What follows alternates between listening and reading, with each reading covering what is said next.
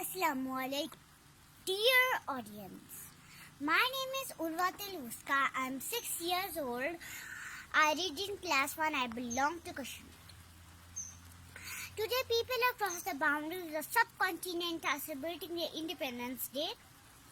At this remarkable event, let me draw your attention to what this incomplete agenda of this memorable event. I would like to remind you people about slavery of innocent Kashmiris, about their long struggle to get freedom. I want to raise a question about brutality of Indian Army in Indian occupied Kashmir. A question about bloodshed of innocent children by Indian security forces. I want to mention it clearly that we Kashmiris are demanding nothing but freedom of choice. We have simply one point agenda. Let us decide by power of vote. Either we want to be part of India, part of Pakistan, or want a separate homeland.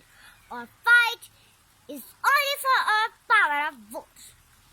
I wish people around the globe should stand with us to save innocent people from brutal killing of Indian forces. They should raise their voice for our rights. They should play their role in saving life and future of little children in Indian occupied Kashmir. Kashmir issue is a bad spot on face of humanity. We all together have to wash it up. Thank you very much. Very good.